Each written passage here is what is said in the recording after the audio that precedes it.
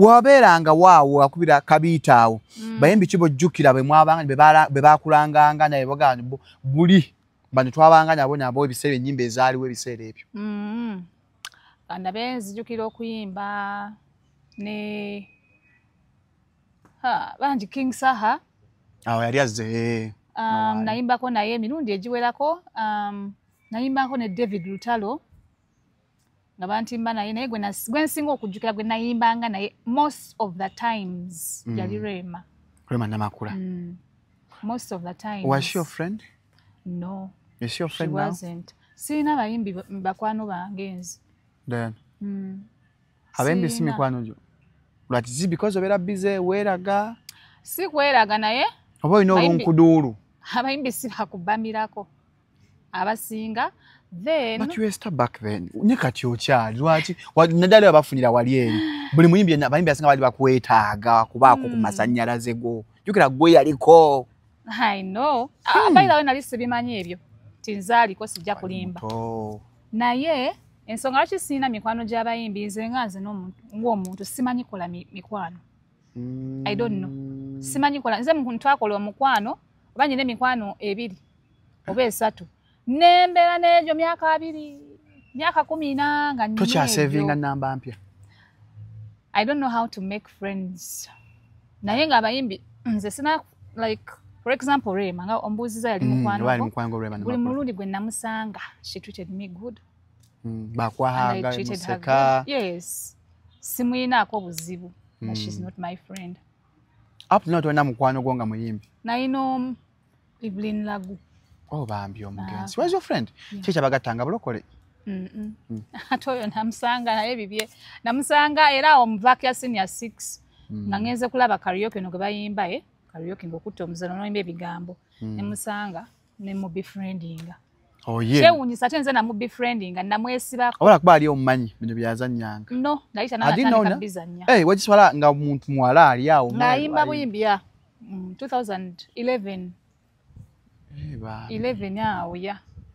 Wenamusangira. Naye eddoboozi ivunyago naye ayimbanga ggwe. Ogumanga n'enjala yo n'okomawo n'oli ewaka. Kati mujja Shalamu oli mukulu nnyoko. Chagala kitegeeza ffe research nedda abantu asinga boomanya ebintu binjalowooza.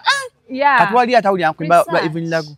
Ogumanga n'enjala yo n'okomawo n'oli ewaka. Olaba ekintu ekyo tekiri about bukulu.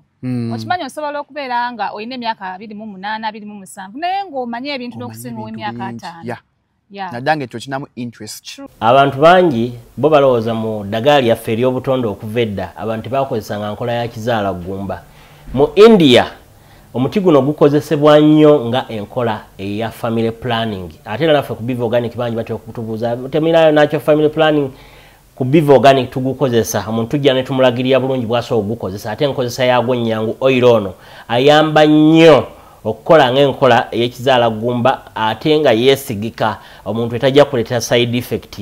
Era gwe omukyala ayina mugamba nkozeseza enkola endala ate ne zintiisa ni mutyono mulungi nnyo okukola nga birth control method ate eri reliable kubanga properties ze tezina bwe za affectinga reproductive system ate mbofu n'ebizimba ate ozibikira enseke ate akuyamba n'okukelenzinga woyagala okuddiramu okuconcevinga tekikutwalya na budde kuba kikola boss ku basajja n'abakyala okusobola okukola nga spermicide.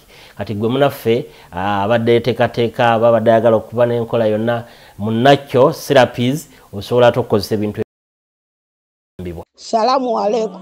Agati nakalembe omusomi w'edduwa. Bw'oba wenyiye embeera embi yankusomere ku dduwa. Abali ebweru mirimu gigaanyi papula zeesibye kino kyekyoto kwesabira omukisa kobe ng'odiriddawa wali wekusabira n'ofuna emikisa. Ky'oba olabanga abirira ebinyonyi ebitalina kyakulya naawe atalina mulimu jankusomere ku dduwa ofuna omukisa. Eno ennyanja kwesira buli kimu ekisira ne kiba kikujjudde nekikasuka mu nnyanja nekikunta nekigenda. Nze Agati Nakalembe kambawe ennamba yange yeeno 07523 375 29. Temuddeeyo ne mwebakira ebizibu mukoye ku nnamba yange eno. Are you ready for a celebration of a true living legend? On Saturday, November 15th, we celebrate 15 years of music greatness. Mickey Y, the stage king, the energy king, mentor of so many talents, a true living icon, will be live at Serena Hotel on Saturday, November 15th, 2025. Jagobe Ongomu Jolizi, nga Mickey Y na tambuza mu lugendo lwe olwa music okuva gye yatandikira. Tickets go for 100k early bird and 150k at the door, and a table of 8 at 3 million. This is more than a show. It's a celebration of greatness. Sponsored by Airtel, Sanyuka TV, Afromobile, Baba TV. Right now, Victoria University, Joystar, Norada Auto Parts,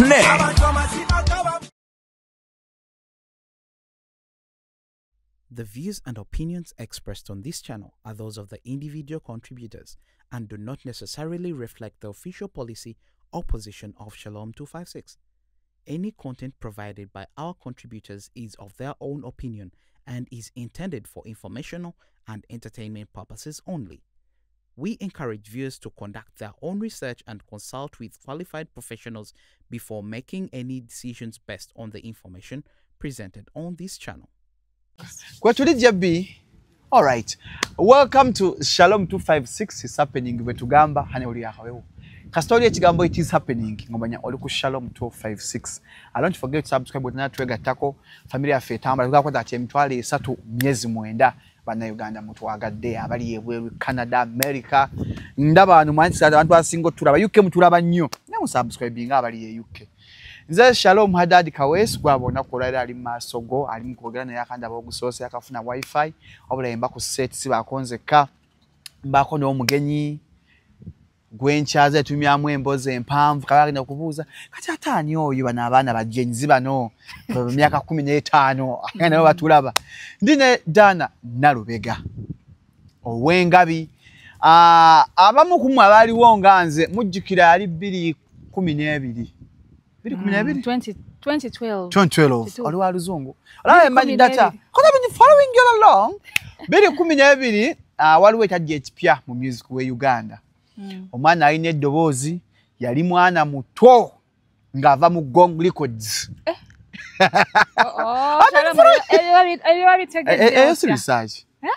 like mama yange yazannyanga oluyimba kisumuluzo from buli kaseera kisumuluzo.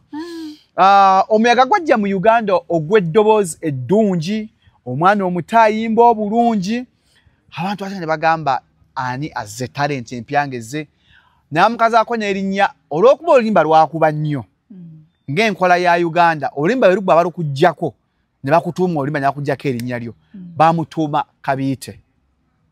Nabeeranga naawe baby ngonjagala nabeeranga naawe ngonsuubiza Dana Nalubega Kabiite. Hawa chance okulaba nango kusanga oli ku Shalom 256 buza ko batulaba banange abalabi ba Shalom 256 sanso okubeerako wano nammwe sanso okunyumyako nammwe jobulidde nga jendi oli mu estate eyo mweka kyachala zikati muli bakozi muli estate bichi nze ndi mulimi ate ndi muyimbi. What am kulima? Olimirawo. Wafe Masaka eyo. Nimirayo different places. Wanzo boli mulimi nga wana omutani bawe kibenda. Nze nimiro gwefa. Nze nimiro. Ndi muyimbi naye okusinga ndi muyimbi. Okusinga just part time. Kanga ngato mwadde kagirasi. Agomwana akakwate bwati nalongo mugambe tuli mu kamera. So yali 2012 gwe twatandikira okulabira kayimba ka Kabiite. Nyatandikire ko nyi kayimba ako aka Kabiite kajja katya okufuuka sinya kufa nga kafuuse ensonga katandika kakyadda making of Kabiite. Kati olaba akayimba ako nakakola ne okatandika okawandiikira ddala nakawandika ne mukwano gwange. Are you serious? Yes, bali bamuyita Jole. Nga tukwata pen ne upapula ntuwandika just jokingly. Like Mali Campus? Twali mu vac. Wali muto. Twali mu vac. Ne tuwandika bwe tutyo then ngende wa Edi yawe ne tukamaliriza eyo. Walina sente Edi nga yatukako. Oli mwana muto. Nalina omukisa ndowooza. Gwali mukisa Katonda yagumpa ne mutuukako ne tukamaliriza eyo mulimu abantu bangi abakawandiikamu. The making of Kabite. Mulimu ebigambo by'abantu nti mulimu abantu ng'oli yateekamu ekigambo kimu omulala bibiri naye nga chorus yonna Eddie yawe yagikyusa gye nagenda nayo n'agijjawo n'ateekawo eyiye yonna yiye. Mulimu ebigambo nti buli muntu nzijukira ekigambo kye yateekamu. Terwali luyimba lwa muntu omu. Lulimu amawanga mangi but initially it was me and my friend Jole. Jole. Twaluwandika then nze nengenda nalwo ku Dream Studios. Wa Eddie yawe. Lugwere eyo ya. Tawacho kubanga omuntu nga bakatandika abantu badde ogamba bakali oba ofunyika studio ka ku kyalo buno obwo ku kyalo nga kangende wa Eddie yawe. Nze sitya I go get njagala nnyo genda okufuna go get awo mwayitanga. Ebinene sinyooma okobaanika abani ate by then kyali kisufu nga nnumba. Era nagamba Jole yali amumanyiiko ye kale Eddie yawe. Actually yampa ne connection eyo. Ne mugamba njagala genda kuyimbira mu Dream Girls. Dream Girls kacha ojebe tajuliranga nako. Oyako Dream Girls. Ajimanyi. Yeah, nenga obuyimba like ayo abumanyi. Nampa esimu enamba ne mukubira nenzija. Gwe your goal was to genda mu Dream Girls. Yeah, and even to sing with them abantu abamanyi, you know, asana kitegera nti yatwala Dream Girls. Nengamba kangenda listen tandikire wano naye nasanga bavuddeyo ba Dream Girls. Dream Girls ngavuddeyo. Nga bavuddeyo. So I was like bavudde maybe they are looking for new girls. Kwa nasoma somewhere they are looking for new girls. Nenga let me go try my luck. So that is how I found myself there. Okay, nde. Oba family amonyo mulimu omusayi omuyimbi, mulimu omusayi gw'ekitone mu family.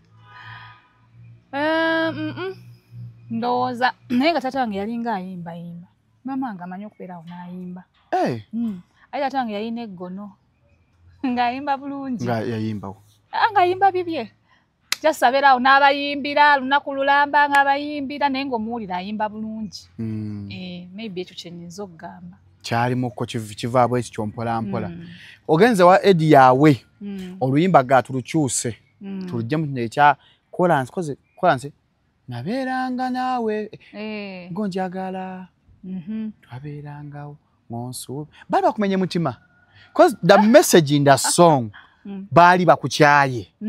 Were you communicating with yourself? Were you communicating with someone out there? Achaibwa. The things didn't go as planned. Munange simanyi lwaki naye obwongo bwange bwandika nnyo ebintu bya ebikwata ku bantu. Ebikwata ku kumenya bw'omutima. Bakumenyako omutima. Waliwo gwe batamenyako omutima Shalom. Njagala. Olwatuuka n'abasajja bamenya naye n'akazigo omutima. Tobayite emmere. Abasajja muli babi. Tobayite emmere. Omwana ng'akumenya omutima. Naye oluyimba olwo it's not salwandika okusinziira ku true story. Just my brain obwongo bwange buleeta nnyo ekintu ekiri about heartbreak. Buli lulimba nali neewandiikidde. Temuli lwa love oba simanyi bumanyi kuwaana. Nozana kamanyi kulajana. Wawaanamukko mu kisumuluzo. Anti olwate sinze naluwandiika. Naye ngamba ze neewandiika. Zeewandiikidde ezizo. Bagala kulajana kubyana. Baba tebamenye as such. Tugenza wa Eddie yawe omusangawo mu studio. Namukubira esimu ne tukola appointment. Nangamba jangu encha ku studio sawa 4. Nenzija. Chakakerawo bbiri. By the way, nakeera. Kwa nali nkyagala nnyo. Bw'okyagala nnyo. Nali nkyagala nga nkoye okuyimbira ewaka. Nenzija ne mu meeting I auditioned. Actually, I thought you came with a song. No, I came with a song. The song olwimba lwange najja nalwo nga nduyina naye nga ndusirikidde. Okitegeera. Ate nga labya akalango baagala abawala abapya mu Dream Girls. Then ebyokulu introducing byali bya luvannyuma. Oluyimba nga lwo. Kitegedde. Ogenze mu auditions. Yeah, tezaali z'amaanyi ziri awo. Actually nayimbira yawe. Nangamba. Actually yagamba this is the voice I've been looking for. Yeah. I remember that statement. Teyakigamba kaabala bonna abayimba gweka alimu auditions. Neddala kakibagamba buli omu yalinga yekka naye nze yaŋŋamba This is the voice I've been looking for. Yes. Kati mu auditions ezo kambuuze. Baba oyimba nnyimba z'abalala bajja kufunya ennyimba oziyimbe. Oba basuubira oyimba ezizo. Oyimba nze nayimba z'abalala. Namba za Joanna. Juliana ne Irene. Anti buli mwana akula gamba nakula ne gomba Juliana. Nali sobola genda wantu ne simba limba lwa Irene. Sijukira limba specifically lwe nayimba naye nali sisobola genda wantu ne simba limba lwa Irene. Wakanywa Irene Nambiro. Even her mother knows. Whose mother? Irene Nambiro's mother. She knows that. Omwagala nnyo. I don't think so. Yeah. She knows. Yeah. Over the auditions, Eddie Wagamba, this is the voice I've been looking for. Yes. Wagenda weka. Nagenda nzeka. Kati nga gambo oyiseewo ku auditions zaawo. Nayitawo. Nenyimbiramu ne Rena. Rena Nalumansi. By then Rena yali akyajjayo. Baali batuddawo in the studio. Ne mbayimbiramu. Nagaye bambi ajja kuyimba. Ne baali bagenda. For them they were moving. Abatamanyi Rena Nalumansi yali mu Dream Girls. Yayimba leero weekend nali mu batu bakujjukiza. Katuna ana to banje abalina akayimbo kamanyi ako. Akaleero weekend tucha kati aba Dream Girls omuli Rena Nalumansi ono gwayogerako. Tuvudde mu auditions kati oddaye waka wali ova Masaka ng'obeera muno. Nali bakumawanda road nakulira ku Mawanda road. Ristebone. Nakulira ku Mawanda road naye waffe Masaka. Kati gwo Ristebone. Mawanda road watika ne kusujju atambuzaawo kagere. Naina ekyejo. Mama nge ngampa transport. Your family was okay you okujja ng'oli muyimbi? Mama nge yali very okay nga supportinga. Mama nge ye muntu anoonyereza kiki oyagala okubeera. Nakusupporting era yangamba nga mwana nge singa nina ssente. Kirume ekyo ane. Sentiment yeruma singa na sente mwana wange. Singa nkuteeka by then ngabeera akingamba yansupportinga. Kuva mu secondary. So yampanga ssente zantwalanga mu ebyo ne zantwala ku Dream Studios. Yete yatyanga mumbu omwana ono kusenga anayimba ayinza obutasoma. Manya dadde alina mu ekyo looyo oli kakyala kawanvu onyumire suuti y'obwa kanso. Teyatyanga. Ndozanga akusabira nakuleka. Kalabe. Finding a balance. Katuvudde ku audition zaawo bagamba ogenda kukomawo. Bampeerawo naye kuba kati nze saayimba na Barena. Nga bwe nkugambye baali bagenda ne tutandika ebyaffe ebipya tebyamanyika. Namwe mwakolako gurupu? Mwali bameka?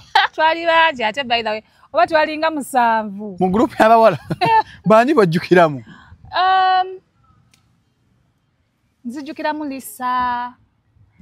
There's Babi. Bajjukira abaayitawo ko. Betwayimba nabo. Mukatwayimba bo abamu baayitawo abalala bagenda ku kyeyo Canada. Sina abayitawo azina aba breaking through mu kuyimba. Tewali. Kati mu grupu amwe gye mwalimu mwakuba kuyimba. Babi waliwo gwe bayita Babi ayimba different places. Ali mu live band. Kati mwakubako ko gundi mwakubako ku nyimba. Twazikwa neza asigala mu studio. Teza crossinga. Tebazi twache zatambula. Teza crossinga fire base. Namwe nakweri mu ndongwe. Ogamba mu studio ogamba luno lwerumpisa. Wow. Luno mponye obwavu. True. Naye nga teje ziri nnungi kuba abaana baali bayimba. Abala kwa mwanya mwali you guys were too good. Maybe, but even the nanyini gundi eyo. Maybe ndoza omuntu he overtakes his time. Manya abantu abategereze abakuze emyaka abatenga bali realistic bagentwe kiri pure talent. Yeah. Tebajja kitanajja. Kati ye muntu ndoza inza nokutereka oluyimba emyaka 5. Ngakyalwetegereza. Byayimbako byate byayokayo obayimba ku bwava bwagwawo. Okitegeera. Byate byagwako ndebye wayimbako. Munange twagenda okulanga biri bwe bityo byo munakwata erirye. Ne muvaayo. Kati awovaayo ddawa. Awovudde eno. Waddawa. Navaayo nagenda mu Gong Records. Beba contactinga bwe ba contactinga. Mukwano gwange yantwalayo bamita Croach. Peter ono Croach ongundi producer. Yeah. Yantwala ejuka twali tuyimba naye yali atuproducingira ku Dream Studios. Nankubira essimu nangamba waliwo studio wano eyagala abayimbi tugende netugenda naye ne tu auditioninga. Yani bagamba this is the voice we have been looking for. Twali recording amaloboozi abawala nga banna. Balinga banna basatu era balonda mu lyange. Sa oliko ekisa ekikulondoola ekikutambulirako. kisanga boyogera kati ng'otuuseyo okyana akayimba kafaaka akapita kebajjango wandiikamu ebitundutundu kati akakayimba nakarecordinga ebiseera bye nabeera ku Dream Studios twakarecordinga era navaayo nakokosa akaleka nakasitula akakabiite yes awo nga apapa ejamaze okakwatamu ye nakukiza n'ogenda ng'akayimba kalungi bwe kati tebyali bya mirembe nnyo nnyo nnyo byawo kubajjukira naye yali ataddemu ebigambo bye nga naye nze at the back of my mind nali nkimanyi nti luno oluyimba lwange nga nkimanyi manye ekintu nga kikyo Shalom ne bunnoti mwawandiikanga kabiite wandekawo wankubiranga ku ssimu kati wabadde kintu kikyo is your child nesituka nalwo netugenda ne tulu-re-recordinga Gong Records bw'ava ne mu Dream Records kati alina oddamu n'olumastaringa ku Gong Records ne Croach producer Croach wano mu Gong Records Pade yali alukoze Pademani then nendutwala ku Gong Records netuluddamu ne Croach netulukola bupya from beginning kali na mu Gong Records waliwo sokedde nga tutudde wano ku Dream Records waneeno ewa Eddie waliwo ko ka agreement akango ko nambu yo signed what nedda byali bya mumwa yali understanding atu just tegeeragana kano mu Gong Records waneeno mwandikayo ko kalagamu kati yo under Gong Records wano byali bya mumwa byali ya contract bansigninga contract immediately nga sinabakola kintu kyonna nga balabye the voice that I've been looking for akonja kakozesa omanyi lwaki ayogera bw'atyo I'm thinking kubanga abawala bali bayimbayo bonna bali talented yeah but I'm thinking because he has a country voice and I do have a country voice okitegeera ndoza yali takiraba alaba buli ajja balwaga pampina nga takiraba alaba yes kaugenze Gong Records mutadde akayimba kabiite wamanya mbu kajja afuuka ensonga ng'okata wane wagawe kangezese saamanya because we baata akayimba ako ne ku Gong Records nenvaayo nga bakatadde nze simanyi nti kali mu kutambula kakatambulayo mu bantu ate kyakujjayo Greener Pastures nafuna Greener Pastures waliwo ate yakupasulawo abayimbi muli babi bayimbi tamwasigwa abayimbi ate jjukira by then nalina muto I was so young ate nga nfunye omuntu andaga nti agenda kumpa ekisinga ku kyendiko ate nga nange mpulira kyoyaga yo yearning for more nga nange mpulira bali tebampisa bubi nnyo kubanga banyamba like it's my gwe musingi gwange foundation yeah naye nawulira nga kangende sigenda kwesibawo sijja kwogera bingi naye n'embeera yennyini nga tenfavoringa ate engeri gye ngenda ndaba is going to be a little more comfortable kati wano mu Gong Records waliwo ko abawala abalala waliwo ko bayimbi abalala oba waliwo wekka waliwo abayimbi naye nga balenzi bani bojjukira abakyayimba tebakyayimba bakkiriza mbu endongo etuga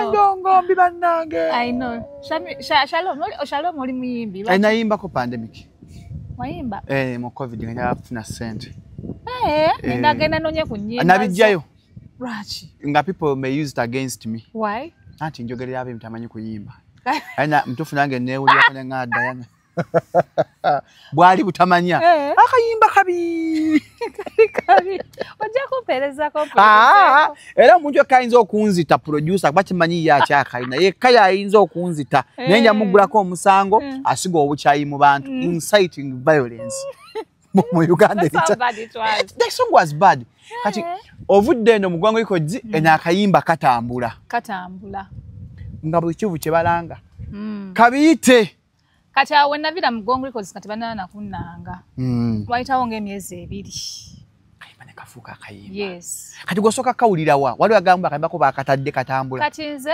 Gong yakata nkimanyi yakata navaayo nga akatadde kati nga ntambula eri gye nali nzize ewalala nga wemba ngenda naye yali management yeah one time nali ngenda okukola ndi mu park ntudde mabega mu taxi nayingira n'entuula byange nagenda okulanga omukazi akyuka nga atulaga ono si ye muwala yayimbye akayimba kalinga asika akakeesi Ne video mwali mwagikola? Yes. Twakolerawo video immediately video ne bagita audio ne video. Nenze ngajukira ndi green. Twena chomanyi. Simanyi nti omuntu oyimba oluyimba ne lufuuka ensonga.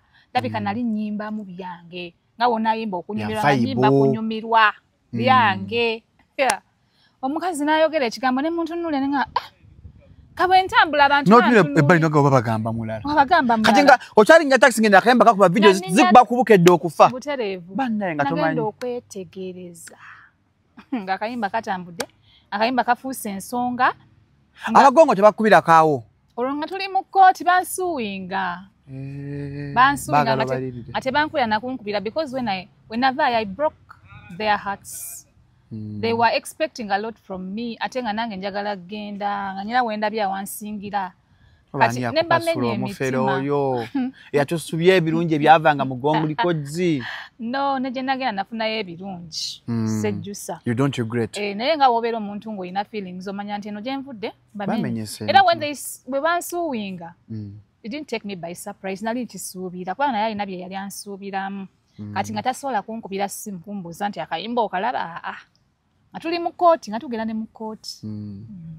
Oli mu kkooti yena akayimba akakuba kati bakkirizanga okuyimba okaperforminga. Banzikirizanga okuyimba nga nnyimba munnange ndowooza nali nkikola illegally naye nga nze saagala kumanya kubanga jjukira lwali luyimba lwange. Ate ng'owulira okyagala oyagala obbasita obulamu oyagala butambule bulungi. Kitegeera banzikirizanga okuyimba nga ngenda n'enkayimba but nakeekanga nga then ne maani enzikiriza nti buno bwe bwa serebu eno ye hit. Kati okizuula okyamba kati okubye hit ofuuse serebu oli maaso gonna gali ku ggwe.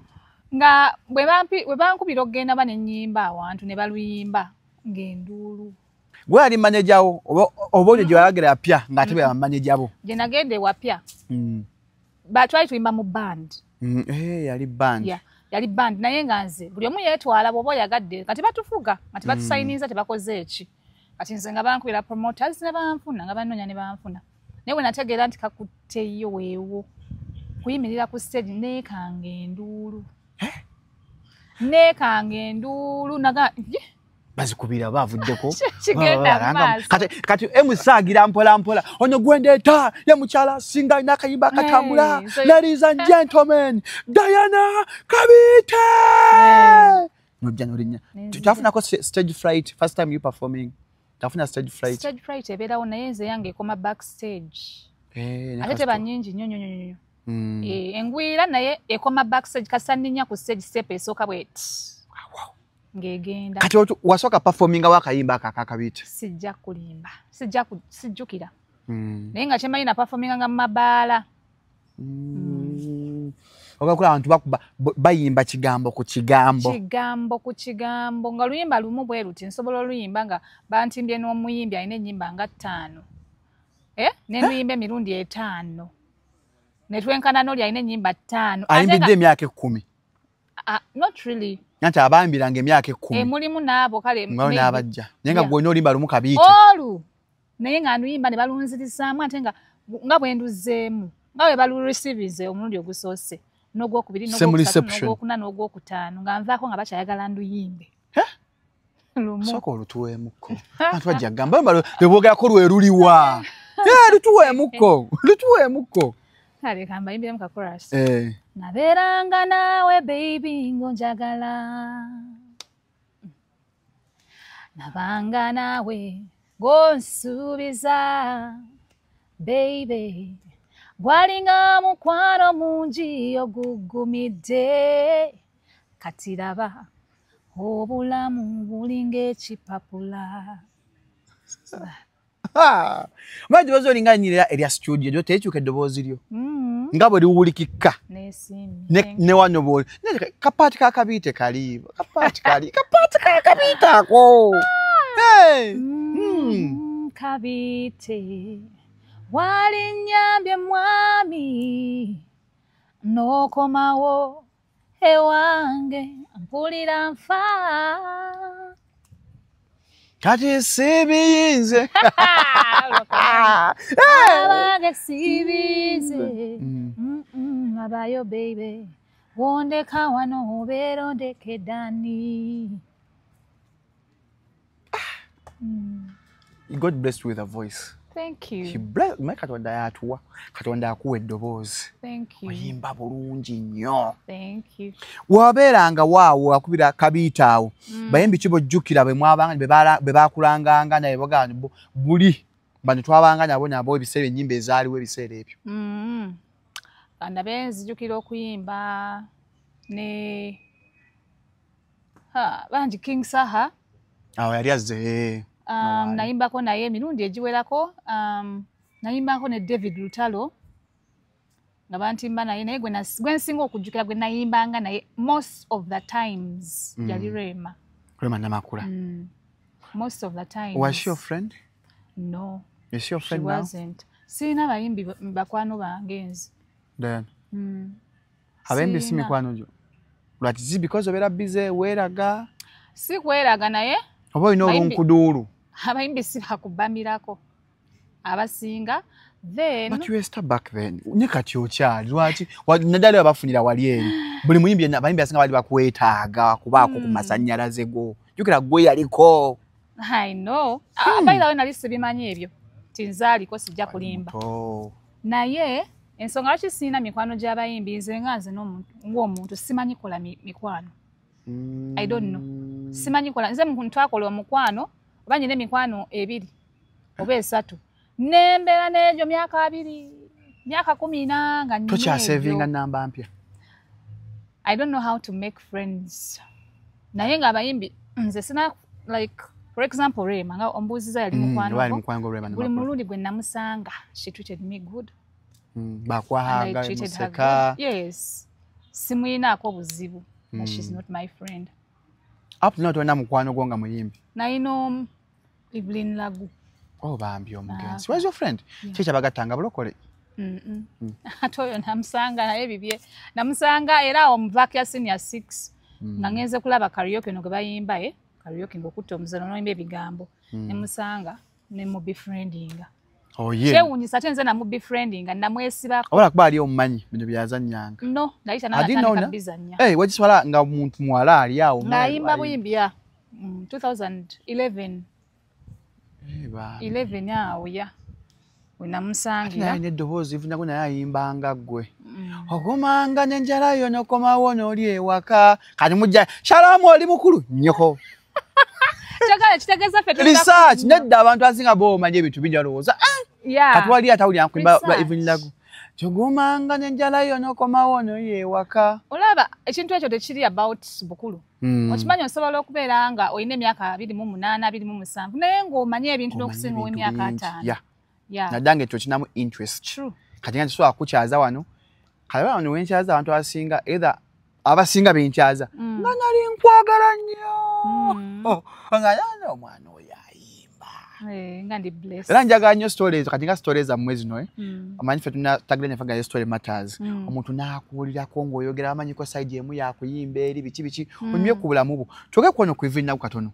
Evelyn Lagu yali atya mu bulamu bwa bulijjo abatamulabako abatamutegeera. Mu bulamu bwa bulijjo yali very loving.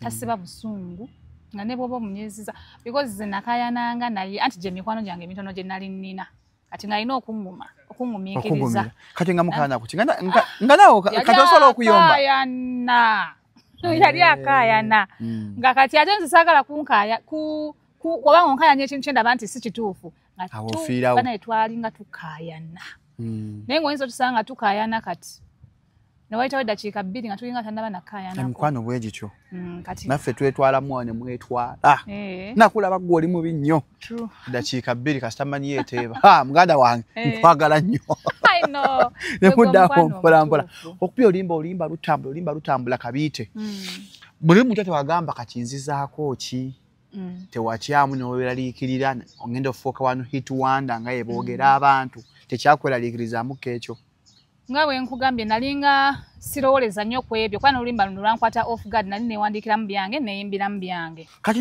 Jole wamuyita nga luyiseewo Jole muba wakyuse ennamba saamuyita naye era akimanyi kino kyenjogera akimanyi twaluwandiikamu naye we grew apart n'agenda akola bibye nange kati nkola byange but twenyira n'ennamba ye sometimes we talk So oluyimba saamanya jjukira navaayo nga nkoze n'ekisumuluzo audio wamukolera ayakugonde ku Gong Records. Yes.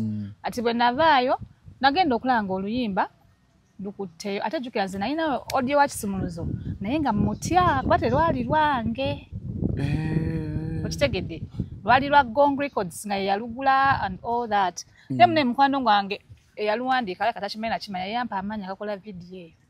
Video gwe agyekwagira eya kisumuluzo nga ndi awo nga abanduka ng'emisango tegenda mu maaso mu kkooti nagigenda mu maaso aba atakwongerako musango mulala nyongerako n'okukola vidiyo olina omutima Diana. Gwali gunnemye okufuna naye mukwano gwange yankubira nangamba kola vidiyo eyo gikole ne mugamba gikole nanga gikole giteekeyo nangamba gwomanyi oluyimba olwo omanyi kye lufuuse nze nga simanyi oluyimba lufuuse ensonga. Yes kisumuluzo then nenkola vidiyo ndoza nesikirayo ddala eri audio yali etambudde already nga simanyi kubanga baali babita bazita zonna nesikayo audio wenakolera vidiyo ya kisumuluza wena kati kiri amadde nkubuuza wali tewatyamu kale wazirina bbiri ezo mutwe kati olina kati kabite lutambula kafunamu that fear nonga abannaye ngenda kuba no hit wonder kwajukira ku radio edda walingawo radio zi TV eno kapalaga ayogera kuwolo kwa radio Simba kwa kufefa yange emisango gyammwe bwe mukanga bakala olalinga lwa mukaga sawa 3 nga bakera kutega wolokoso nasako dana na lubega olina ndo kabite bali mukoti bali nemba n'emisango ngatuli akapalaga baby ngako tuliwulire ebyo ko tubitegeerera tewatyamu konyoga ngenda ofuka no hit wonder. Shalom nze sabirowoozanga ndabika wanalowoozanga nti nnyimba mu buyimbi ne bye nalingako byennyini ebituufu sibimanyi ebyokubeera mu distress mundi ngenda fuka one hit wonder ate kati ekyo singa kati right now kuntegeera gye ndiko kati we nali kirowolereza naye by then saakirowooza ne Katonda ndowooza yamanya nti sigenda kubeera one hit wonder. Kati olwo otadde wemba lwa kisumuluzo enobere nemba n'emisango. Yes. Kisumuluzo yakola akyali omusuubira okuba nga bwe yakuba. Kisumuluzo nali ndusuubira okuba nti it's a good song nga ndabe no balwagadde ng'omutima gungamba bwe mbaddiza kulala bajja lwaga naye nga simanyi nti waliwo olusobola ate okugjawo luno kabiyite. Kisumuluzo ajjawo kabiyite? Yes.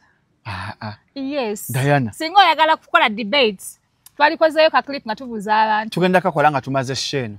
Tubuuze nanya tugaba babuuza mu kome bateekewo ku kisumuluzo ne kabiyite akati ajja gamba ne kati nze sinzo ate sikamanyi kali wakayimbyemu katwene mu kisumuluzo.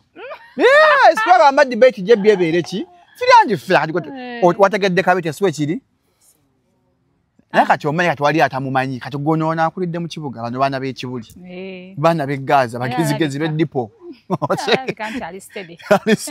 kati tuweemuko ku kisumuluzo oli ayongedde ddala omanya kisumuluzo gwe twogerako. Yes. Abakuyita kye bakuyita bakuyite naye gwe kunze gwe kisu ate dozange fwa yimba bibyo nze jabiddamu eddanga gwomaze wanzigulira nange nennyingira bulamu mwendi gwe kisumuluzo abakuyita kye bakuyita bakuyite naye gwe kunze gwe kisumuluzo wanzigulira nange nennyingira bulamu mwendi gwe kisumuluzo teri muvuza nyumirwa lugendo nga tavuze ne gwayagala kyekikalo bwere Shalom oyimba tibanji okudaala oyimba kapa ntumiddeko kazini bro wange bamwita Sesanga Abudwawe Ntindaawo akayimba ako eri asala music ngazanya akayimba ako kisumuluzo chaka mamange je akajja nalyoka nga ajuke simu zedda nga okuba akayimba ke kayimba nazanya kisumuluzo. So Audu Sesanga muganda wange nkutumiddeko olyotya Dana nzamulina nange nkutumiddeko Audu Sesanga yakasalanga we Ntindaawo nga asala music naye nga asala kisumuluzo. Wow. Kufa katubuuza abali mu comment section mutubuulire ku kisumuluzo ne kabiyite kikyo katangiranya ku Jebbi kaliwo akasinga igwa akakolera Jebbi kisumuluzo kamanye nnyo Joero ku kabiyite ne kisumuluzo kaliwo akasinga ne kabiyite baba bakulidde buulizi ng'oyogera people kabite that so nga bakukyayo banga mutima obadde on expectations by the way, kali kalungi nnyo, and it's up to now. But Kisumuluzo was a bit bigger than it. Bwantunula gye tuvudde Wawanvu ate nene gyoyagala era kyoyagala kyenkuwa mukwano ebyokukulumya bibisi kyabiddamu omukazi namala gamba akantu ako era kyoyagala kyenkuwa mukwano ebyokukulumya ebisi kyabiddamu okuba simuza afuka simuza asumulula eggwanga olwo mami ali awulira atya mami yewaka wali okyasula wako baavaayoko nali ngendayo bangeri gye nagenda mu bandi baali bampangisiriza ennyumba apartment actually alina stand alone sita mulimu omukozi ane baserembo munyumiri wa bulamu oli myaka 19 bakupangisiriza ennyumba emmotoka weeri era buli kimu nali nkiyina nga n'omukozi mwali naye nga babeerayo bokka nga mbeera nnyo wa Eva Evelyn Lagu nga nvaayo nengende wa Eva ate oluusi nga nsula mamange era batukesera ne bambuuza ennyumba tupangisa yaaki nga togibeera nga mbeerayo luusi na luusi ebiseera oli kawala kato oli kalungi oli kayimbi bishuga daddy tebyasabanga ennamba bamanyi makati amanyi abamu amanaging omuyimbi ng'amanaging n'emirimu emirala egy'ekiro tebakusumbwa abasajja ebisajja ebikulukulu basumbuwa basumbuwanga era akusumbuwa nga bakusumbu essimu evuga mukwano o breakinze through essimu evuga ez'emirimu ez'abafaani eza abo boogambye abakwana n'ekisinzira gwe weetwala otya bangi prominent people minister wali oleka waliyo zankimanyi balabye akaana k'akazigo akaana akato bangi nenga banjiza n'obuyimba waliwo era gwogambye minister so amwogera yakwiza akayimba obwalaavu nga bitusesa minister nga awandika n'akuyimbira nga akankuyimbiremu Diana n'akuyimbiramu n'oseka n'ogakisebo byansesanga that's why they used to be comfortable a lot of people naye tebabeera na agenda babeera baagala kati gwe omuyimbi omukyala tannakwanyibwako minisita ng'oyimba mukwano kola nnyo mwe musanze emirembe ekikyuka abaana bakwatibwa nga baminisita ate baminisita bedda abaalinga solid span ab'ennaku zino omusima presidential advisor naye nze munaye saabaagala you had your guy saabaagala ndabika ndowooza ebintu byali tebinkwatira wali nnyo ku talent silagadde kulaga kiri nti baaliyo nga bakwana nga bangi obutono ne Gong Records obuzibu bwasinga kubanga ojjeko nekyagwina pastures mwalinamuko embeera eziri ngolaba they are not fulfilling their promises kati nze okay to be honest with you nze kyasinga okunzija mu Gong Records kale ng'ojjeko ekya Greener Pastures embeera teyali nnungi gwe yalina stand alone anti awo nga sinagenda mweri mu stand alone nga nkyali mu Gong Records ku Gong wali obeera waka ku Gong nali mbeera wa mama wange wakaawe waffe ku Mawanda Road kati bino ebya stand alone byajja luvannyuma nga nvudde ne ku Gong nga ne Kabiite n'ekisumuzo nzikoze nga ngenza ate eri mu band nga gyolaze nga gyendaze okitegedde kati nenvaayo awo ate kati essimu eyankubirwa okuva ku Gong nayo yankola bubi oba omuntu eyankubira yali omuyimbi wange okitegeera nankubira nangamba kakati enkya njagala gye mu bandi njagala gye nangamba omuyimbi ankubidde lolo modo wo okuza omwego nze mutegedde gwe atamutegedde gwamanyi tetujja mmuteekawo neffe tumutegedde nangamba and even your mother knows nengamba mama wange nemugamba maama bangambye omuyimbi agenda kunkubira enkya gwe excitement yali awo nga siiza sigala mu Gong etegeeza ye mwabawala abaali mu bbanja eyo ku Fusion mwali muggwe Irene n'omuwala kansoke mbawe kayimba mujja mmutegeera ani alina owandiika erinnya kayimba tekagenda bannange gwe akayimba kali wano mu mutwe naye kannemye okwatula wuuno kakuŋŋunta owange yayita mu kakuŋŋunta temwaliyo mwenna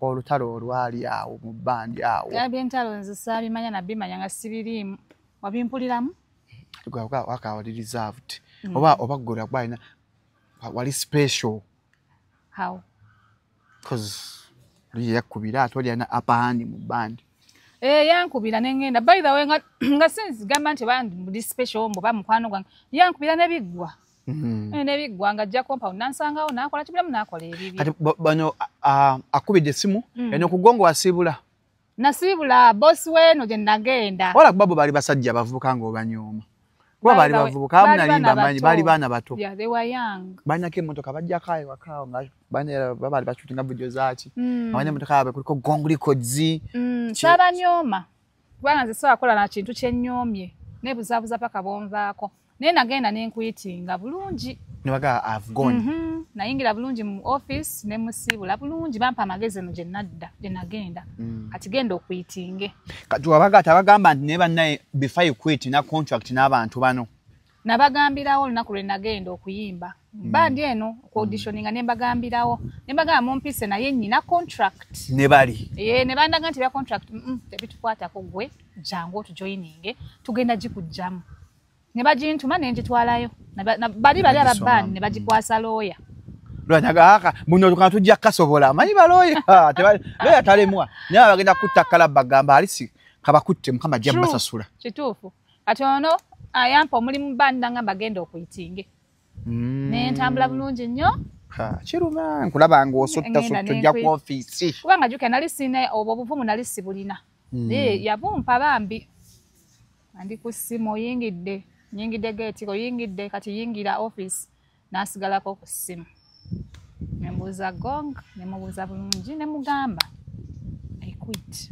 kyakubuuza nsonga ki why you quitting ayinza okuba yali shock tebali naye teyandaga nnyo nti balina teyambuuza na why sijjukira nti yambuuza yadde okay you put them there nentambula neŋŋenda muddamu osinkana nga muli mu kooti atuli mu kooti naye ye samusisinkana yo yasindikanga balooya be kati omusango ogwaggwa gutya omusango ogwo bagwongezangayo paka ndowooza ebyabwe ogwabuliraawo bagwongezayo emyaka nga 5 ena abule tugenda bagwongezaayo kati gongo ali okuvunaana kiyo nga bagala bakompensating otya nga bagala compensation bali bagala $2,000,000 meka $2,000,000 ezakola video ya Kabiite wali osoro guwangu video leka ite weza nakakanya kwa video mwapanga ebox bya bulu eno ekisumuluza yali wambalanga kinana Kabiite wakwata akasawo nofanya emmotoka awo nokasika bali bagala $1,000,000 aga by then gali manji by the way kati omusango bagusala omusango bagufrustrating paka wegwa disappearinga negubuliraawo paka bali ababandi bazikiza omusango negugwa kati ozeno mu bandi waliyo star waliyo ali nambiru ogenda tewatyamye oganya ngenda kuyimba ntya naye omuntu akuzenga mwegomba nga lomodo wange ye Whitney Houston wange kali ngenda kuyimba naye nali Sitya Shalom nagayenze Sitya numba ate numba binene bwemba ngambye kulumba numba binene njaga nnyo okulumba ebinene byo kati nali Sitya just nga njirabanga privilege okuyimba kone ali nambiru yes nganjiranga privilege naye okutya nga Sitya ono abeegattako ddi wakasengejja oba amusangayo naye abantu nabasangayo nze muli basita mwenna eno Kasengejja eno Irene eno gwe nabasangayo nga bayimba abo Abannayuganda bagambira mbu amalogo egayitinganiraawo atonda kiddamu nga 15 November tuli ku Sena Hotel ewa Mickey Wine abayita banne mubere wa Mickey Wine mujje okuyingira 15 emeza $3,000,000 15 years of Mickey Wine agale simu ennungi tuzigula ku Andrew Gadget Star ku Ivory ku G19 kwa kunamba simu ezili awo wansi simu ya Face ID yazimbe eri under screen placement tablet MacBook za DJ ne tablet z'abaana gendo benga obifuna mpola mpola amalogo gatandika bandi je mwali kiwanuuzibwa gavanga ku nyini band kale sigenje gani ni band omu kwalene mu band ate kwagala namunswa kufuuka namunswa aliye ku nswazi amalogo nayenze nga sala bayo malogo eyo Mbandi tewali. Sijjukira. Eyo ye band gye nabeeramu gye saawuliramu bintu by'amalogo. Eby'amalogo entalo naziwuliranga naye eby'amalogo nawo tujja. Naye nga bagamba zaavanga kunombo yatuuka n'afuna akazinda gwalina okuyimba oli n'akusookayo. Nojja okuyimba nakalanga omutwe gukuluma. Mbe bakukyaya bandi. Saabiwulirayo eby'amalogo. Ate entalo zino ezaalinga mu bandi awo. Zammwe zaavanga ku ki? Okusinga ddala wawuliranga ntalo ki Shalom? Zimangu aba twagala byogerako. Onazo wawuliranga. For you want to be the good girl. Oyinazo wawuliranga. Zaalingawo. Abo be wawuliranga. Be baazikolanga maybe. Naye nze ng'omuntu saafuna na chance erabako olutalo face to face. Irene, nono mukwano gwo. Nani? Mukwano gwo. Mukwano gwa Irene. Wakakungunta. Ebintu ebyo nange nabisomanga Stop it. Ebyo ebintu nabisomanga mawulire. Abalabisi basanyufu. Oyagala nkolera abantu. Kolera ku bantu. Kolera ku bantu. By Omwana yanyi erinnya oyo? Aliwa. Owa kakungunta kasengejja. Kyogamba gwe tomanyi linnya lye. Lwaki twagala kulyogera? Ngezaako okungamba mwana naye twagala kwogera linnya lye. Omuntu ayinza okuba that talented nomanya n'oluyimba lwe nga tomanyi linnya lye. Gwe nga twagala kulyogera. First of all beautiful, talented. Alabika bulungi. Mbu mwamuleeta ajjewo Juliana Kanyomoozi. Nze nabasanga. Ababandi. Abamuleeta kye baali bagamba. Kye bagamba. Tatu yako mawulire ekyo. Era nga n'okuyimba ng'ayimbanga Juliana Kanyomoozi. Nze nga siwuliranga bw'ayimbanga Juliana. Wona abantu abagamba akayimbako nemanya ka Juliana. Kasengejja Kasengejja. Owange yayita mu kakungunta. Wuno. Those are two different voices. Antu agamba yimbanga Juliana Kanyomoozi. Amaloboozi kati waliyo, for example, abayimbi abali ab'amaanyi. Waliyo Mariah Carey, ayina eddoboozi lirye. Whitney, ayina eddoboozi lirye. Aretha Franklin, yayina eddoboozi lirye. Celine Dion, ayina eddoboozi lirye. Okitegeera, but they are all talented. Beyonce, ayina lirye. But agabiri ndaba, they are two different voices. Ate okulwanira omusajja muno mu bandi. Bandi eyo ekyaliwo. Bandi yavaawo dda. Ezimu ku nsonga ezaasuula bandi eyo. Kulwanira basajja amu ku bannyannyini bandi. Ndula ne bagamba nange nabisomanga mu mawulire. Gwe twabiwulirako ebintu ebyo. Dana teweetyanga. Oyagala nkole ntya? Simanyi lwaki weetidde. Teweetyanga. Wakoleranga abantu tungo bitambuza bulungi naye Dana kiki. Sirina muntu gwe nalinda byeko face to face ng'alwanira omusajja. Nange nabiwuliranga buwulizi. Entalo mu bandi zaavanga ku ki? Omulaba Shalom kasita mukuŋŋaanira awantu nga muli bakazi bangi kizibu obutaba na ntalo.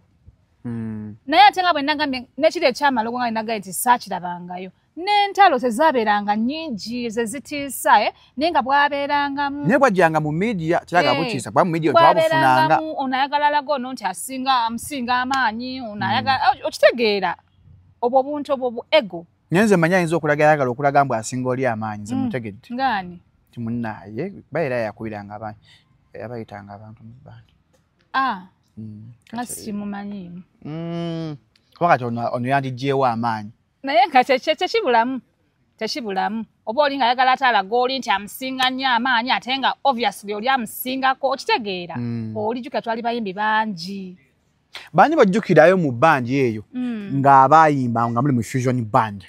Nga abayimbi abayimbanga batya? Pakati nga bakyayimba abali mu fusion band. Pakati nga bakyayimba basinga. Oba kale abayimbirayokko. Abayimbirayo paka nakati nga bakyayimba oba yadde bayimbirayo. Wadde bayimbirayo nga tebakyayimba. Shamim Kinla omujjukira omumanyi kati asabira Pastor Bujingo actually. Yakuba neighbor ne Edidule. Nga kagenda katya? Neighbor Rachofuse na neighbor bunjo buyimba. Era kakoma wa neighbor mba neighbor. Shamim Kinla that Edidule Fina Mugerwa. Nene baita muyite. Fina. Wali akuba solo Fina namusa ani? Fina ba ne bamutana yabegatako bwegasi. Yali akuba namusangayo actually. Nene baita muyite. Bana basangayo balaka baita bayite. Fina Bebo Maureen. Ye Maureen kabachi? Kabasiita. Kabasiita. Amaze n'omwogera. Oba atagala kulyogera. Namaze n'olyogera. Era nga kambuza kuba bana yeto omwogereko. Mbasaga nnyo kwogera ku bantu. I don't. Are you guys in good terms? Nagambye sina muyimbi mukwano gwange. WhatsApp group ya mwekyaliwo ya Fusion Band mwalina. Sigibeeranga namu. Yaliwo Shalom. Mmanyi mwakola WhatsApp group. Teyaliwo. Bweba yaliwo sagibeeramu. Lwaki ali weewulira? Seewulira nagambye ndi anti-social. Ndi simanyi kola mikwano nakubeera ntino simanyi naye bonzigira nkujjira kyondeetedde kyenkuwa kyomuwa omuntu kubanga nyinza okugamba nti ndi anti-social oli nagamba akakasi kakolawo kaneka kitegeeza kyeyandeetera. Oli mu Fusion Band wakubayo nyimba ki mu Fusion Band eyo zojjukira nga nakubayoko okulima mu Fusion Band? Byendya olutegedde kagenda kaca Byendya nagahana kuva leero otegeere alimu ebirungi Byendya yeggwe ako Byendya then Mayengo. There's another one called Byendya and Mayengo zenzijukira kyakolayo. Tutuuse tutambudde ebbanga kanaye ovaayo nayo nga nvaayo. Ki ekyakujja mu Fusion? Zino entalo zinene ezo namunswa nga afaaga kulya ku nswaze. Twogerera mu ngero. Nedda navaayo nga nkooye ekintu nga ndaba kyatuka ekiseera nga tekintambulira nze ng'omuntu ate nga nkwataganya n'ebintu ebirala nga ntambula ngende eno ngende eri nali nina business zange zenkola nga ntambula nga ate zintute. Yes azineetaaga nenda banga I will not devote to the band fully. Nenvayo. Enaku zino music yakyuse Diana. 2025 ne 2024. Olabako abaala abalina amaloboozi abemba amaloboozi nga ggwe oba nga mmwe mwayimba. Noga ndoboozi lyali promising. Bayimba bulungi. Balaki abakuledde mu 2025 wagaana bo bayimbye mbutuufu. Mu 2025.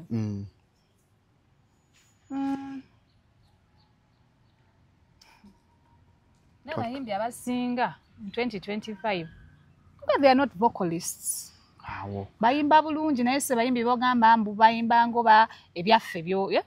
Obusobozi buvaawo lwaki abantu abasinga tebakyayimba music aweweze emyoyo music full for us music w'omwoyo like you sing but you're communicating to me. Kati ekizibu generations zikyuse. Ba Gen Z balaka basinga okubeera ba consumers aba music abangi. Kati ndowooza of course olina okuwa ekintu commodity olina okugireeta nga egenda market eriwo. Okitegeera kati ono music waffe first of all oluyimba lumu lusobola okutwalira emyezi nga 6 promoting oba omwaka okulutuusa we lulina okutuuka okitegeera ate nga bya bbeeyi nga bw'ogambye kati ono music oyo wapakupaku alabika ayanguwa okuyitawo abanguyira okuyitawo ate ndowooza atambula speed atambulira ku speed. Jukira abasinga bali mu management ebeeragala kukola ssente. Babeeragala kukola ssente zibataddemu zidde bakole ssente bakole amagobo muyimbi ofuneko ati balina okukola ekintu nga kiyitawo speed. Twabasasula ffe influencer mupike luno oluyimba mwogere ku muyimbi waffe n'omukole story ku muyimbi ono atambule. Oza management esobola okutta oba okumakinga omuntu okutta kaliya y'omuntu oba okumakinga omuntu? Kisinziira management eyo ekola etya. Waliwo ziri eziremezaamu ne talent bagirina esobola okubeezaawo omuyimbi n'abeerawo emyaka 2 bamulina nga waali wandikomeniza omuyimbi ogenda ofuna management omuyimbi omuto atandika bw'aba alina basobodde okukwatagana nabo bategeeragana murekomendinga afune mutegeeragana nga byandagaano weba byandagaano mukkiriziganyizza bulungi nga naawe olaba bagenda kwongerayo. I would recommend kubanga tosobola kukola wekka ddala ng'otandika kiba kizibu ng'omanyi ky'oliko. Wakolayo ku collaborations n'abayimbi? Mbukyangambaawo nakakola collaboration 2. Nasooka nenkola ne Eddie yawe naye yakoma mu studio. Eyo teyafuluma lugi. Ojja olufulumi ojjaddemu oluyimba omugee papa bampe ku luyimba olwo tuluddemu. Olwo terwafuluma luggi kyobola oluusi nirabya n'olwogerako then nenkola ne Alien Skin.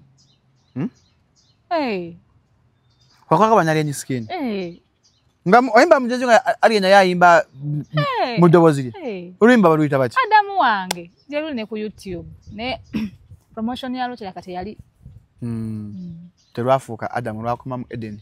Lwakoma mu lwayita mu Eden. Just ndoza gwata aluwulira. Ndumanyi naye lwage. Olumanyi okawulidde? Nze ndumanyi kubanze mba following omuntu. Bwe kyatekayo mba nkyagala. I'm a true fan. Thank you. A true fan of me. Of you. Oh, thank you. Kikibadde kikyewusa. Kinja Samira. Zezo collabo bbiri zennyina. Oyina eya Eddie yawe tetugibala. Nendala oyina collabo de Papa.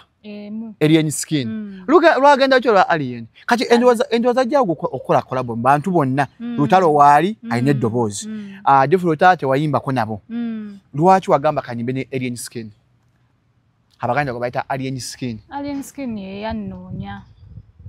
Wali oli awo. Ate we yannoonyeza mu ebyo ebiseera ng'ate nange ndifaaniwe. Ne kaakati. Diana. Nga ndifaaniwe. Honestly. Ng'olifaanwa Alien Skin?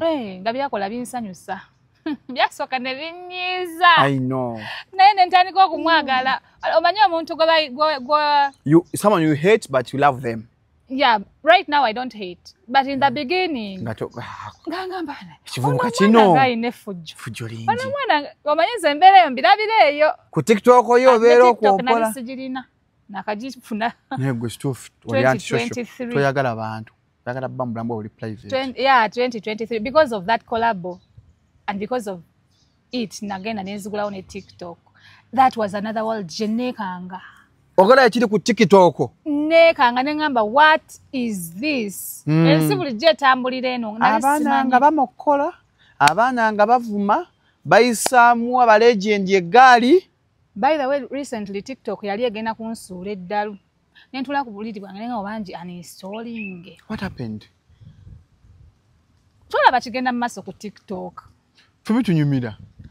Nanga being entertaining naye I was so over engaged. Nenga tebiri kugwe abaana bakutwa. I'm telling you. Waliwo lunaku enakeera ku macha n'ensiba ku TikTok obudde ne buziba nga ndi ku simu. Nga bwose kano kavako n'olaba akalala. Bwenyiga. Bwenseka enyiga. Kati laba kino wakikuze kino. Mbane TikTok y'enyuma. Kati mberako saa 10 ez'ekiro nga ndi ku gundi bwenti. Kati TikTok yezira kulaba kantu n'okalwako. Egenda bukuletera obufaanagana bwebutyo n'obulaba mpola. Kati tuddayo wali mbale tunakumaliza bya Alien Skin.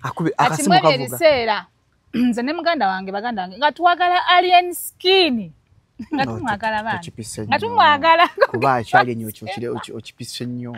Neda twali tumwagala. Juka nali njaga nnyo Bobby Wine. Yalekera okuyimba. Amigwagala nnyo Bobby. Nze tosobola kunsanga nga ndi ku mukolo. Notemba ka Bobby. Botanku yalimba la Bobby Wine oba tokubye. Kayimba kyaka Bobby akasinga okukolera. Wanyo kasooka enterere. Kayimba kyaka Bobby. Mazima wanvu. Wali wetipya mu site Kampala abantu kati bagudde eddalu. Boogera bingi ne bakola bitono ne batamanya nti ebiseera biyita. Ekinse sanze mu ghetto eno. Buli omu tamanya. Abalinawo nga balinawo bena tulite. Abazala wa ghetto okuva edda basasira. The pretend the fire never burn there. Guarantee. Bili mukaaga. The pretend never film ever long. But I assure them they'll feel me today. They will feel me today. So kanyimbira aka promise. Kensinga okwagala ku Bobby yako. Akali munchi, let me renew my promise to you bichi. Njagala akayimba ako. Kati ateze za laavu. Njagala zimma. Toyagala laavu. Njagala ezo zimazima wanvu nakazi Carolina ezo. That was my musician. Bobby Wine. Nagenda mu politics. Mubasajja yali musician wange nagenda mu politics. Kati atono najjanga yimbe. Nga na character ya Bobby. Kati tosobola kuba luyi mpate somewhere. Notanku yalimba Alien Skin. Bane sirukuba. Mbani no Luisa. Chichi Shalom. I think you have a problem. Nedda ino ngambye era nga omuntu wakola mu interview mu olaba that part, that side of nga ogambye nti ekipotedde okugamba ebyo siri wanyo obudde kubanga automatically nange ng'omuntu ndi muntu era nyina feelings mbeera ndaba everything that is going on okitegeera ndaba buli kimu ekigenda mu maaso naye but right now we are talking musically. Wakanye nyimba za Alien. Musically, yeah. mukuba akayimba akubira esimu mugenda mukakola wagenda ku Fango wagenda ku Fango tewatya sijimanyi nga n'ekigambo Fango tekiri mu mbongo mutwe gwange muje kiri kati tewatya munyoga bannange byembadde ndaba ku TikTok saliko naye nga mulaba kale ku gundi ku TV ku TV Facebook naye nga simanyi nti ate ku TikTok waliyo content mungi abakwatako kwamutukako ogenda omulaba nga ate alien wanjawulo nnyo kuno wa TikTok. I don't know those what TikTok. For me as a person, he was so sweet to me. Ngamba like he's so sweet. He's so yes. But ngatufude bino byokusaga nebyemula ku TikTok. Ali none of the people abasinga omutima omulungi. So sweet, like so he's gentle. Good. Yes. Ngamba kyali alien. Akuwa sente alien ngakulanye ku simu nakubuuzaako. Yagala kujja ku birthday ya mutabani wange by the way ya Jade. Ya last year ino okujja ne got engaged. Oyo alien bambi nyakanya ku TikTok bilala mukko.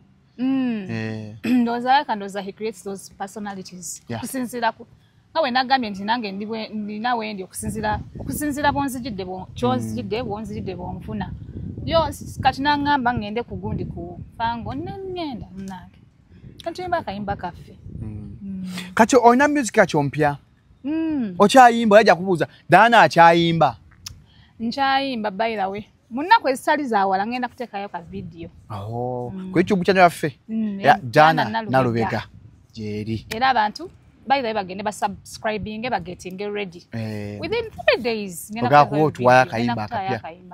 Oh, that's beautiful. Katwogedde ku music katwogedde ku bya omwami kuba kati nabyalire ntale wamukulanye mwenna yakigadde. That's good for her. Congratulations. Hey, nange mikolo. Twainayo muntu. By God's grace. Tanafuna muntu. Siri single. Hanga twali married. Naye siri married. You're not single, you're not married.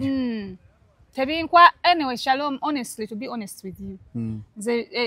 Ebintu by'obufumbo tebinkwatira nnyo.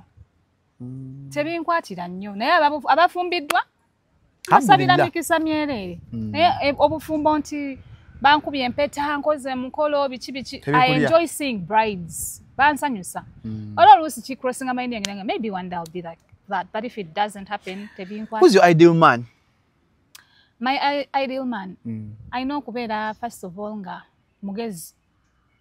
Sharp. Awujwera ovuddeko. Olujwera avuddeko. He's not sharp. Tafunye okabonero. At all? At all. I know kubeera sharp na mugezi go getter. He can provide.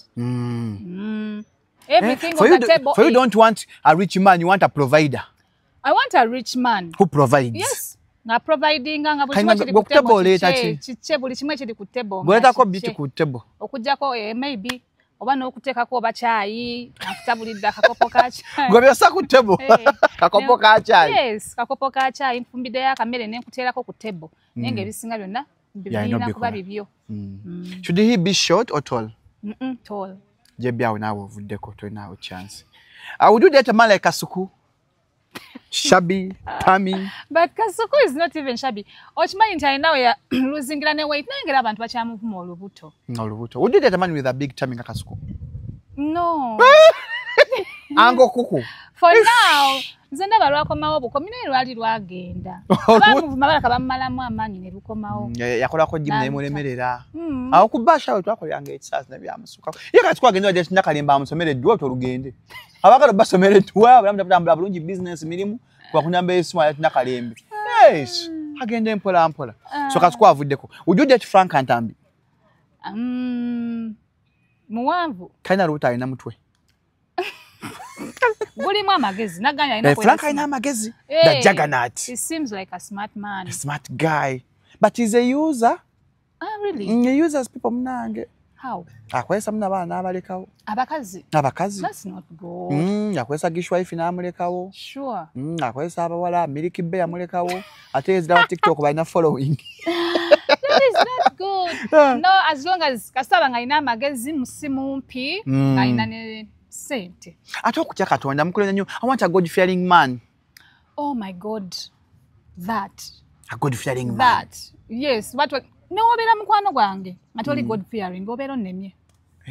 Yagala nnyo Katonda. Just mukwano gwange bakwano bange bonna bali God fearing. Naye saagala nnyo tuyakweraguza. Obeera onnebye. Saga muntu yogeza muntu byakola kuzala kuzeebyo. Sibyagala. bibi. Sinza banga tukuza kibuuza ntu asinga kibajja obuuza mu comment section. Gwaba akiddamu enkolagana yo ne obwekitiibwa yakamala okukola show gye twabadde Aloysius Matovu Joy.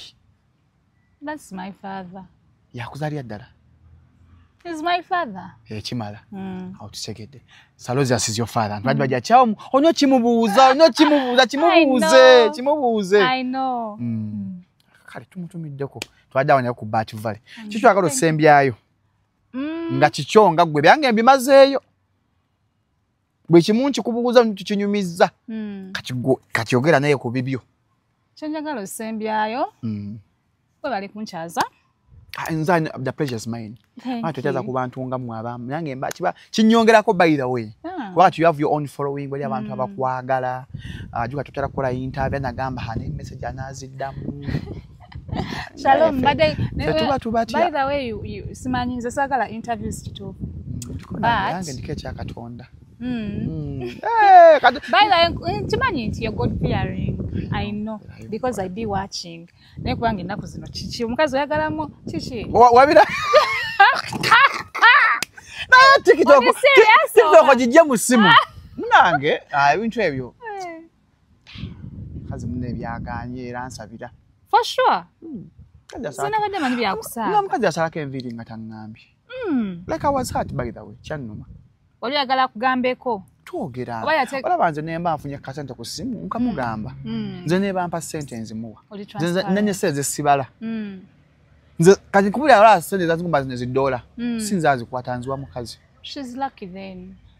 Nze nemba mugamba kati na YouTube ola kati je byo so amulaga biri ku YouTube yange. Naye omukazi mbi mulaga. Mugasa nga tukola kasente kuno omwezi we katijja kunyamba nebiganyo tambula. Like buli kimu mweyabiza. But I was hurt kyannumya. Bwe baye foundation ya relationship ya mugambade mu communicating on everything. Buli kimu kimulaga buli kimu kino ne TikTok zaffe tuyisoma naye. Ne message nga tuyisoma ku simu awo. Ne tugeya abantu. Nyata nviri natangamba so I was hurt. Yakoze bubi. Nanobye. Nafunya apartment empya. Nafunya apartment. For real? Nafunya apartment empya. Ekigula ebintu ya TikTok nzabimbuza zo sisaawula bituufu na bitali bituufu. Kyannumye kyenzo kugamba. Si content. Nze sikola ebyo. Tokola ebyo. Dana antobye. Wano wenyi setaga kukola stunt. No, omanyi kyoba okola. Yaku apologizing it.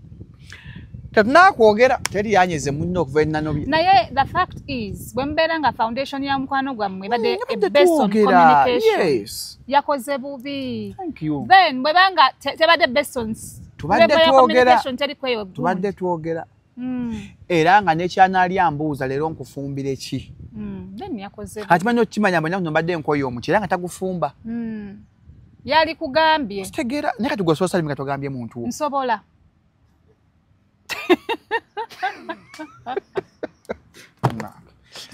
Tetugenda sukka wano naye emugaya ku Bivu Organic basangibwa Mengo Opposite Masengere bajjanja bisaba tutonda akyala alumizibwa ebizimba mu nabana fibroids awali mu omugongo twale mama otata amagulu agaluma ku 0752602427 nina ekivulunga 29 November ku Kevin na wali ekisasi nkuyita obeewo 29 this month November mpozi ono sima n'otuwamu otuyimbire Yesu kwita kuyimba ngule justible benchaza njagala ojjo ine mmeezayo Amina. 29th November.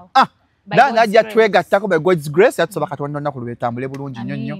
Mbadde ne Dana Nalwega mwende ku YouTube ye Dana Nalwega. Ne music ya kapya atwadde emboozi ennungi ne yanzizza nnyo. Musibe bulungi mbere bulungi mweraba.